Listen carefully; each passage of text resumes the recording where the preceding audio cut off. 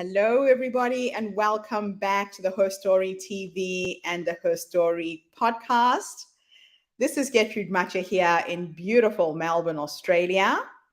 And today I am graced with the presence of yet another one of my sisters who is also taking part in the beautiful anthology called The Sacred Promise by Dr. Tirirai Trent.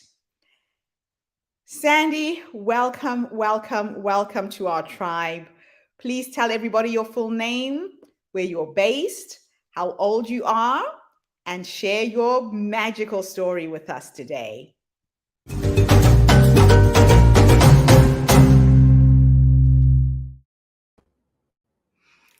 G'day, Getrude. G'day, everybody. My name is Sandy Davies. I am in my 50s now, and I am coming to you today from the eastern Guyalanji lands in far north Queensland.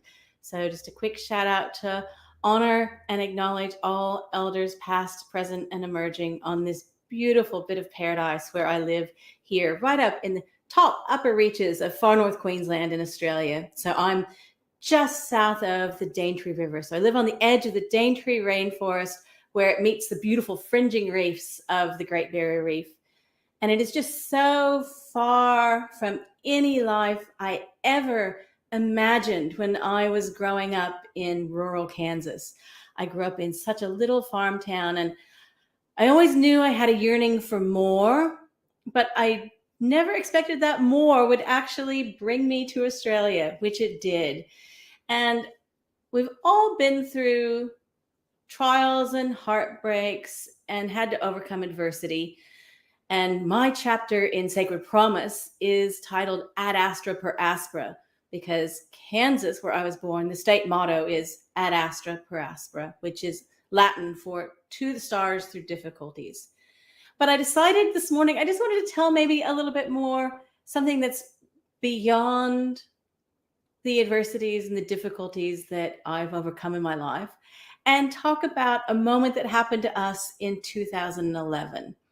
So it's not anything earth-shattering, but I encourage everyone to find a moment, whether it's a health-related moment, a joy-related moment, just a major chapter coming to a close moment.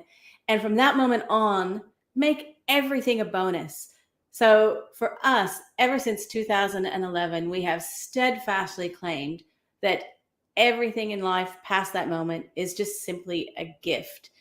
And at the time, it was mainly because we just sort of ticked something off our bucket list and thought, oh, that's it. This was so great. We're done. Nothing else on the list.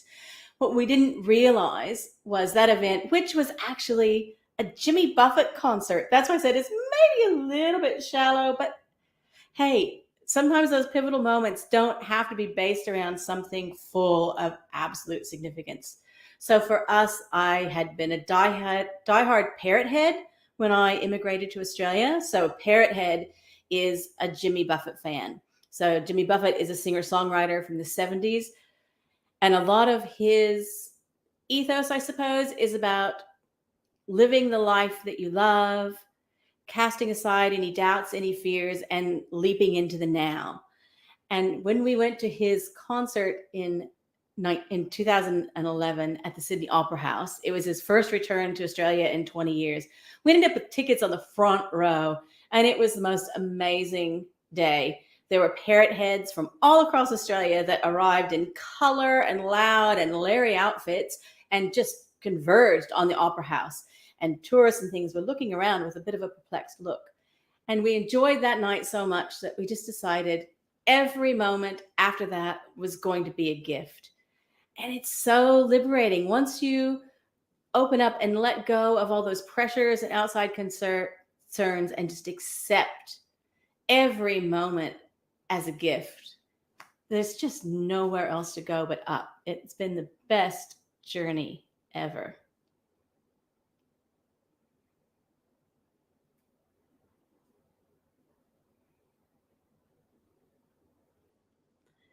And for me, I suppose one of the biggest things with that, oh, hey, Gertrude. Sorry, technology failed me for a minute there. What an amazing journey you've been on. And, what I sense from you is just this love for life. There's an energy that percolates in you as you're speaking that transfers even on video. So sometimes these wake up calls do just make us snap out of where we are, right? And we can then see where we want to go. They absolutely do. But for me, I even remember back as a teenager, my mom used to annoy me so much sometimes because she'd give you those lectures that you don't want to hear as a teenager. And she was always big at holding her fingers out to you rather than pointing, because pointing, you had 4 fingers pointing back at you. So she'd hold her fingers out to me and say, your attitude is a choice, and this is a decision you make. And if you're going to be angry in this moment, that's on you. Mm-hmm. And, when you're a hormonal teenager, that's the last thing you want to hear. But it's so true. And I'm so glad that's always sort of stuck with me all the way through life. And when we've gone through some of the hardest and most heartbreaking moments of our journey, even in the midst of deep grief or sorrow or difficulty, I always know that joy rises and joy will return. And even if you don't believe it in the moment, it does creep back in, even through some of the cracks of the darkness. So it does always come back and just envelope you in a great big hug. Oh, man. That is awesome. That is absolutely awesome. So tell me, how did you get involved with this project with Dr. Tererai Trent? How did you find out about the book? How did our paths meet? Yeah, well, I love that our paths have connected now. And one of the coolest sort of sliding door things that I think about this whole experience of me now connecting with Dr. Trent is that way, way, way, way, way back when she began her journey from Zimbabwe to America, I was just in the process of getting ready to launch into the next chapter of my life here in Australia. And I just find it so uncanny that she was participating in a Habitat for Humanity project in Oklahoma. And 20 miles north, so just a stone's throw north, I was participating in a Habitat for Humanity project as well. Right. And I just love the synchronicity of, people that do good, even though their paths don't completely intersect at one chapter in life, in another chapter they will. And I'm just so thankful that here I am 12,000 miles away, and through Peace and Katie at the Women's Business School, all of a sudden our paths all connected, and I'm just so thankful for it. Yeah, it's actually quite magical how when things are supposed to line up, the right people show up, the right opportunities show up. I'm kind of in that space right now where it's like, how did I get here? How is this all happening? And then we will look back probably a year, 10, 5 years from now, and there'll be divine perfection in why we actually met this way. Yeah, so, it will. We'll see a blanket that's all woven together in absolute perfection and go, of course. Everything was meant to be, right? Absolutely. So my question for you is this. You are a giver. I can hear that you are giving away a chapter of your life to help with this book. It's just part of who you are. You're wired to give. Why is giving so important for the future of humanity, do you think?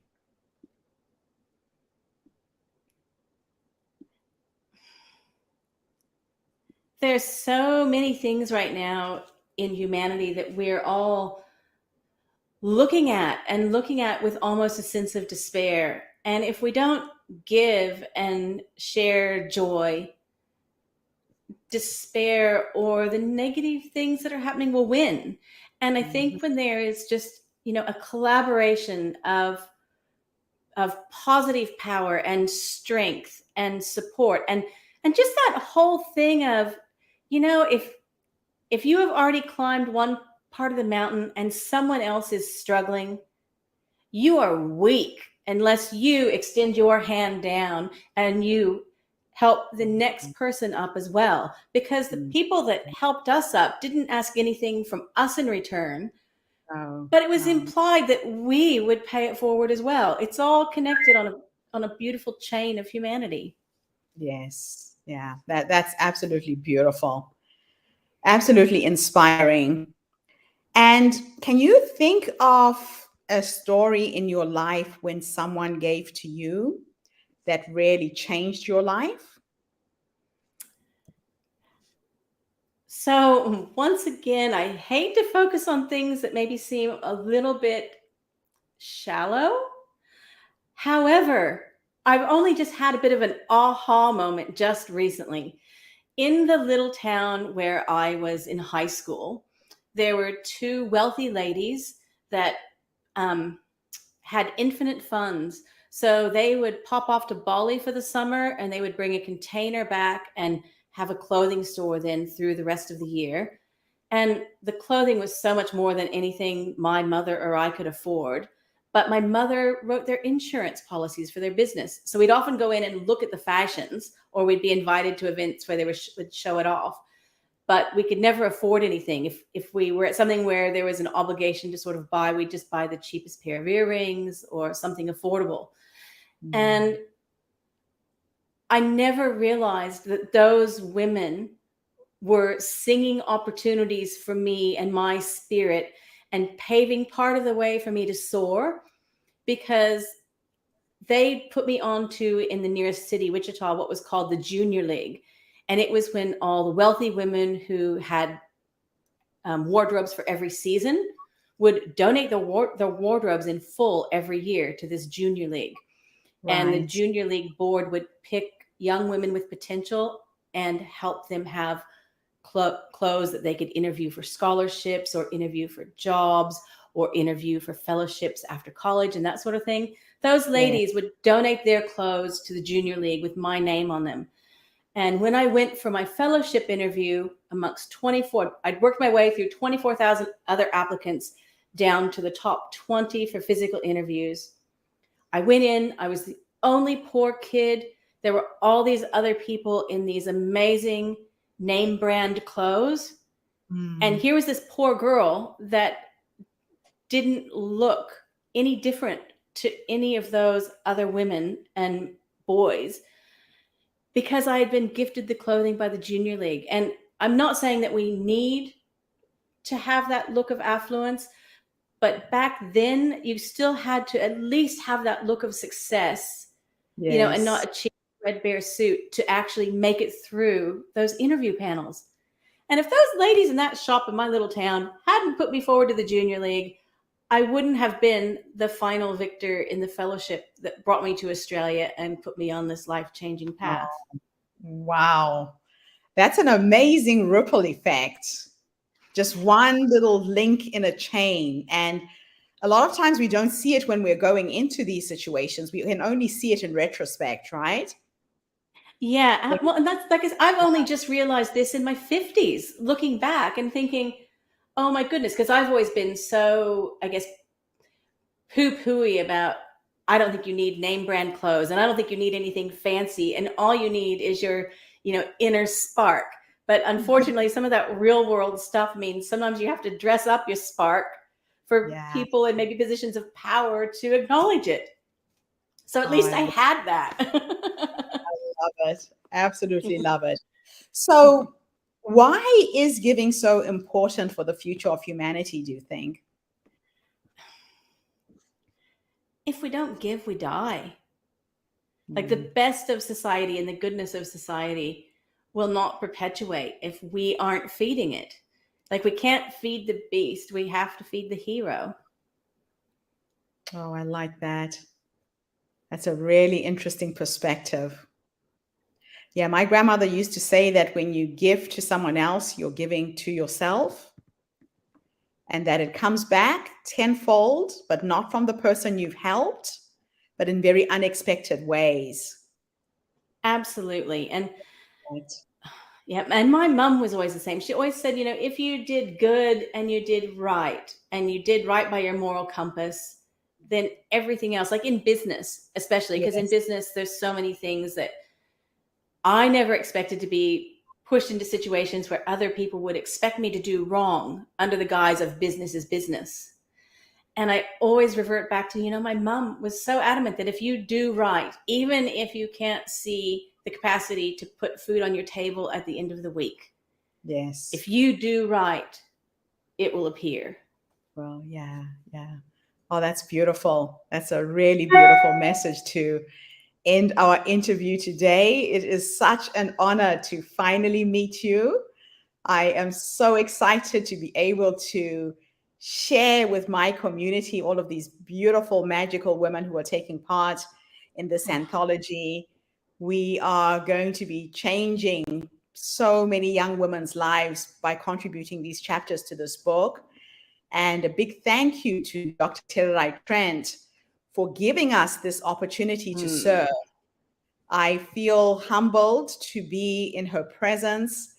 The work that she has done already in Zimbabwe is just phenomenal. A few years ago, she was somebody I watched on Oprah. And now I'm in a Zoom room with her discussing writing a book that Elizabeth Gilbert is going to give the foreword for. And I'm excited because I can see the ripple effect of this work that we are doing right now. I'm really excited. So if anybody out there would love to buy a copy of this book, we are pre-selling the books. Please go onto my website, HerStoryCircle.com. There is the link /product/Sacred Promise Anthology. Please pre-order your copy. We're trying to sell thousands of books so that we can create a fund to keep girls in school in Zimbabwe and help them go to the United States to get their first degrees. This is life-changing work. Sandra, I don't have the words. I keep calling you Sandra, but it's Sandy. I think I keep reverting to what would be your full name. I'm sorry. No. I answer to that as well. It used to usually mean I was in trouble, though. You're not in trouble this time. And for anyone that does go on and buy one of the books from Her Story Circle, don't just buy one, buy two and pay it forward.